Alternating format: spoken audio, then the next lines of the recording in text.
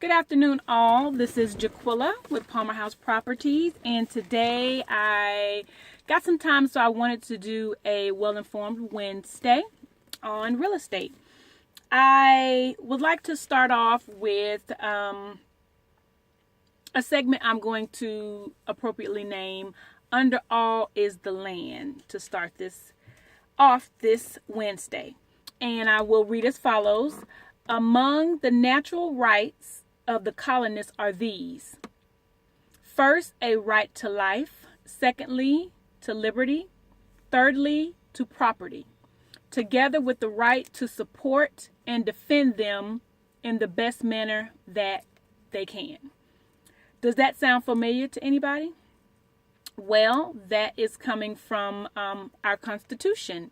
And in that Constitution gave the right to people to own property. And with this being a real estate channel, real estate video cast, I think that was very appropriate to mention that it is your right through the Constitution to become a homeowner. So why not take advantage of that constitutional right? Because again, under all is the land.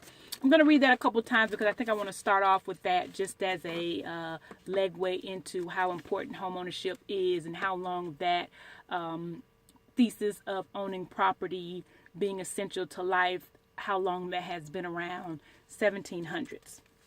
Next, I want to start with some ABCs of real estate, and then we'll go over some numbers. I found this to be very important because in real estate, there's a lot of ignorance, and not ignorance in a bad way because everybody has something that they totally know about or very passionate about or studied, and that's just their lane of education or expertise.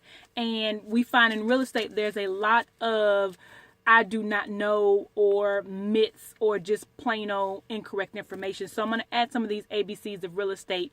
I've mentioned a couple before. I'm going to briefly mention 3 today.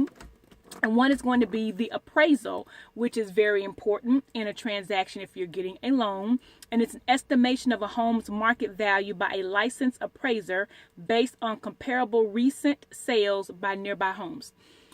In a loan, the lender is not going to lend you $1 over the appraised value because it's not worth it. It's not valued at $150,000. $1 is valued at $150,000. So that's what we're going to loan you. You can still purchase that home, but you'll have to come out of pocket with that overage.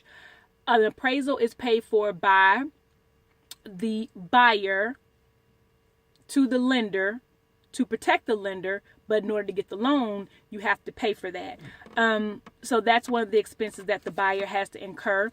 On the seller side, if the seller really wants to go above and beyond the realtor or real estate agent's professional price opinion, they could order appraisal and they could take that professional opinion from the realtor or the real estate agent and combine that with the appraisal and see do they match or how close or far apart they are to perfectly price their home.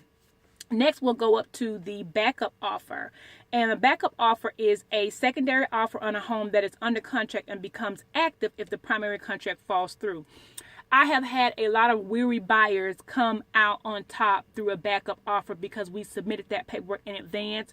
Whatever has happened with the initial offer, and now boom, that fell apart. The ball is in our hands, and we wind up closing on the house that you really wanted but didn't get initially because maybe somebody beat you out price-wise, or it was a cash deal, or their offer just was better than yours was. Their offer got accepted. It didn't fall through. It fell through. So now it's your chance to snag that home.